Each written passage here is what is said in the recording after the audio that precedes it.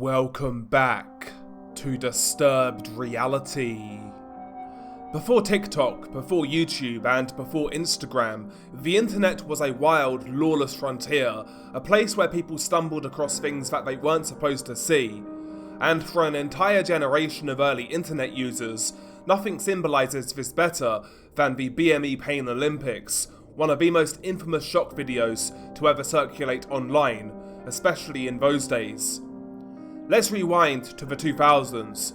This was the age of MSN Messenger, MySpace and LimeWire.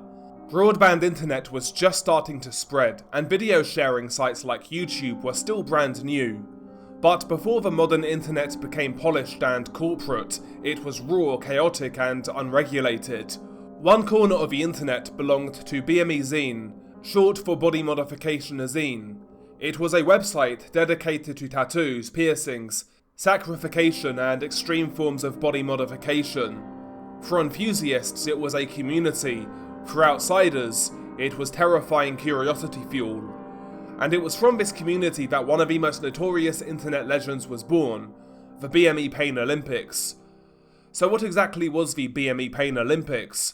Well, it was often described as a competition, a contest to see who could endure or inflict the most extreme forms of genital mutilation on themselves.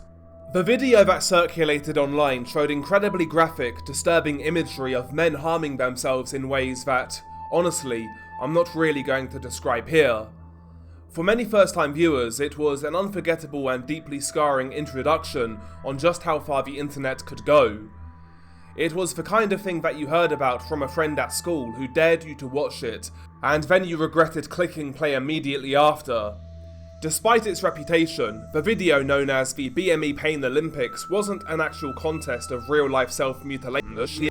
Shannon Lorat, the founder of BME Zine, later confirmed that the most famous video, the one that horrified the internet, was staged. It used prosthetics, movie props and special effects makeup. According to Shannon Lorat, the intent wasn't to traumatize people, it was more of a dark parody, a piece of shock art that fit into the bizarre extreme culture of early body modification. But by the time that clarification came out, it was too late. The legend of the BME Pain Olympics had already spread like wildfire across forums, peer-to-peer networks, and early video sharing sites. Most people who saw it had no idea that it was fake, including myself, who was there to watch it by a friend at school. For many years, I assumed the video to be real. In fact, it was only when I started this channel that I realised it was fake. The BME Pain Olympics quickly joined the ranks of other infamous internet shock content. You had Goatsy, a single image that scarred an entire generation, Tub Girl, Lemon Party, and later, 2 Girls 1 Cup. These just weren't gross out moments, they were rituals of early internet culture. Very often in friend groups, someone would say, "Hey, have you seen this?" and then trick their friends into clicking a link. The reactions were the point. The Pain Olympics became the ultimate dare. If you could stomach watching it, you earned bragging rights, or maybe just lifelong trauma. Either way, it spread because people couldn't stop talking about it. The reason the BME Pain Olympics went so viral comes down to timing. Back then, videos weren't hosted on giant platforms. Instead, they spread through peer-to-peer networks like Kazaa or LimeWire, and later through early streaming sites that didn't yet have filters. Because of that, the Pain Olympics took on this mythical quality. You couldn't just Google it, you had to hear about it, hunt it down, and download it yourself, or at least be shown it by a friend. That exclusivity made it more powerful. It was like forbidden knowledge. And the name itself, Pain Olympics, carried weight. It sounded official, like some underground competition. Even though the actual event was staged, the branding made it unforgettable, even to this day. For one, it remains one of the most cited examples of early internet shock culture. When people reminisce about the Wild West days of the web, it almost always comes up alongside Goatsy and 2 Girls 1 Cup. It also serves as a reminder of how easily misinformation spreads online. The fact that millions of people believed that the Pain Olympics were real shows how quickly myths can take hold, especially when something is too shocking to question. And in a way, it shaped internet culture itself. It set the stage for the Don't Look This Up meme format, for reaction videos, and for the modern fascination with internet horror. Even creepypastas and modern analog horror series owe something to the culture of urban legends that the BME Pain Olympics fueled. However, despite how disturbing the BME Pain Olympics were to early internet users, the fact is, as the years have passed, far worse has been published online, depicting similar content, but actually real. One such case would be the story of Marius Gustavson, aka the Eunuch Maker, who mutilated paying customers and streamed it online. This is also a case that happened here in the UK. Marius Gustavson, who was also known by Theo by his friends and his partners, hailed from Drammen in Norway and moved to the UK in 2012, where he established a network and a website called the Unic Maker, where he posted graphic videos showing scenes of surgical body changes, including genital mutilation and amputations. Through his website and business, Gustavson is said to have earned close to £300,000 from the film clips and even the sale of the removed body parts. Gustavson was arrested in 2021, and in 2024 he was sentenced to life imprisonment for several counts of grievous bodily harm to another person, production and dissemination of indecent images, and possession of illegal assets, aka body parts. Gustavson appealed this verdict, but in April of 2025, the court ruled that the sentence was proportionate considering the seriousness of his crimes. Let's relive details of Gustavson's 2024 trial to get a grasp on his sick and brutal crimes. Marius Gustavson admitted offences including 5 counts of causing grievous bodily harm with intent. He was described at a 3-day sentencing at the Old Bailey as a lunatic, an arch manipulator, and a butcher. The Norwegian, who was 46 years old, ran a lucrative business in extreme body modifications. Judge MacLeod KC said that Gustavson had been the mastermind of a gruesome and grisly large-scale and extremely dangerous enterprise. On one occasion, Gustavson cooked what appeared to be human testicles, which were plated to be eaten, and kept other body parts as trophies, he said. Judge Lucraft told the court that he was entirely satisfied that the motivation was a mix of sexual gratification as well as financial reward. Some of what happened was little short of human butchery, he said. The court heard how the defendant's Unic Maker pay-per-view website advertised services including castration, penis removal, and the freezing of limbs. The Old Bailey was also told how Gustavson got others to perform procedures on him, including having a nipple and his penis removed, as well as having a leg frozen. The website showed the defendant and his medically unqualified accomplices, 6 of whom were sentenced alongside him, performing a series of operations in London flats and hotel rooms on apparently willing volunteers. Some were as young as 16. Sometimes it all went badly wrong. The court heard several recordings of 999 calls in which Gustavson calmly lied to the operator about how his victims had in fact injured themselves. In January, 3 men were sentenced after admitting causing grievous bodily harm to Gustavson. In his defense, Gustavson's legal team claimed that he only wanted to put a smile on people's faces by offering a service to those suffering, like him, from what was described as body integrity dysphoria, BID.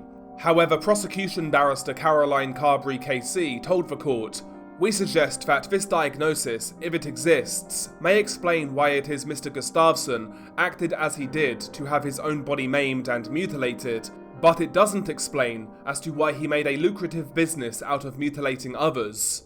Gustavson earned almost £300,000 from his website, having amassed 22,841 visitors from across the globe who paid to view the gruesome footage, the court heard. Subscribers who paid the yearly £100 subscription would be entitled to VIP status, while victims were promised money from the video revenue. Court documents also showed Gustavson used his business to sell human tissue gathered from the procedures, with references to a Buy It Now button. In one instance, Marius Theodor Gustavson had just performed one of his signature procedures in his basement flat when a stranger turned up to buy a severed penis. The man, known as the Eunuch Maker, retrieved a jar from a small fridge behind his living room sofa before handing it to the buyer, who paid in cash before leaving.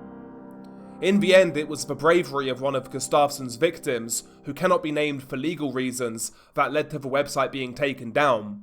In 2020, the participant told Devon and Cornwall police about the procedures carried out on him, and provided a USB stick that contained 5,000 WhatsApp messages, 100 images, and a number of videos. He told police how he had been high on drugs when Gustavson had first cut him with a scalpel at his flat in Haringey, North London, and how he was strapped to a bed and electrocuted. In later procedures, the man told police how he had his testicles clamped, and how Gustavson had used a red-hot iron designed by the victim to brand him with the initials EM, which stood for Eunuch Maker. In a victim impact statement read to the court, the man described how he had been mesmerised by Gustavson, but now recognised that he needed to see a psychiatrist, not a backstreet surgeon. I realise I have trusted the wrong person, and Gustavson is in fact a lunatic. The thousands of messages handed to the police revealed how Gustavson was an arch manipulator of victims, who may have consented to the procedures, but they themselves were vulnerable, the prosecution said. Investigation by journalists into Gustavson's background in Norway, and from what his defence team claimed at court, make it possible to trace how the once respectable community figure descended into a spiral of criminality. Originally from a small town to the southwest of Oslo, Gustavson was a postal worker and the chair of an LGBT charity known for organising Pride weekends, as well as the traditional Rus celebrations, a series of events and parties high school students enjoy before their final exams. But by 1999 he had received a prison sentence for fraud committed against a housing cooperative, and in 2001 he was sentenced to 8 months for internet fraud. Defence barrister Rajvindrajit Panasar said Gustavson's marriage in 2005 kept him stable, but it broke down in 2016, which was when he began to modify himself. Gustavson moved to the UK in 2012 and was living in London in 2017 when he had his penis removed by one of his co-defendants, Damien Bynes. 2 years later, he arranged to have part of his leg frozen and a nipple removed. The procedures led to feelings of empowerment and greater acceptance of himself, and feelings of contentment with his own body, Mr. Panasar said. From there, the Unic Maker website began. He does say he wished to put a smile on others' faces, he wanted to help. He was stuck in a body he wanted to make changes to, and understood that there were more people out there who wished to do the same, Panasar continued. By the time of his arrest, his involvement had become an addiction, and he could no longer stop himself being present at the procedures and making videos, the barrister said. 6 men, who all admitted conspiracy to commit GBH with intent, were sentenced alongside Gustavson. Ione Kukure from Gretna Green was sentenced to 5 years and 8 months.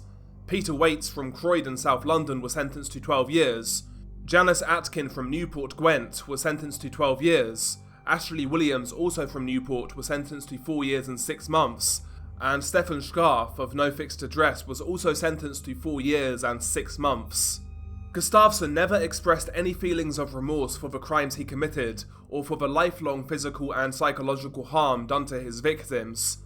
In total, Marius Gustavson committed 29 offences of extreme body modifications, the removal of body parts, the trade of body parts, as well as producing obscene materials, but the actual number of victims is still unknown, as many may not have come forwards, or even regretted their decisions. It's believed that Marius acted on more occasions than could be proven in courts. Despite his Unic Maker website being relatively well hidden on the surface web, it seems that some of the videos that he produced did indeed leak online, and they are utterly disturbing. I went down this rabbit hole after continued research on the Vietnamese butcher case, and while different, this case in particular contains similar themes.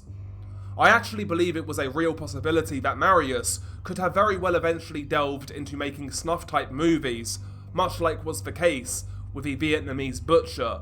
Just a quick PSA in regards to the Vietnamese butcher, I am planning to make a follow-up video to that case, as some more information has come out. But that aside, in regards to the Eunuch Maker videos, they are incredibly disturbing.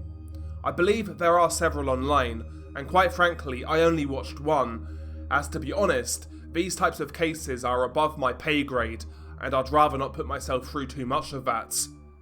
But nevertheless, what happens in the actual video? Please be aware, I can show little if any still images due to obvious reasons.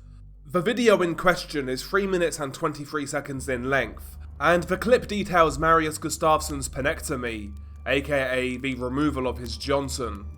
The video has several watermarks of the Unic Maker's website. I presume that buyers of the video were the ones that leaked it onto other websites. In the beginning of the video, you see Marius essentially being strapped down onto a bed by a man who is wearing bootleg surgical gear. He straps Marius' arms and legs to the bed, before then placing a gag in Marius' mouth. Marius is also completely unclothed. The sight is sickening, quite frankly, as the LARPing surgeon then makes sure Marius is comfortable, placing a pillow under his head. The surgeon, or aptly described, the human butcher, then takes a small knife, not even a real surgical implement, and he holds it for a while before moving closer to Marius. At this point, Marius tries to say something, but the gag muffles him.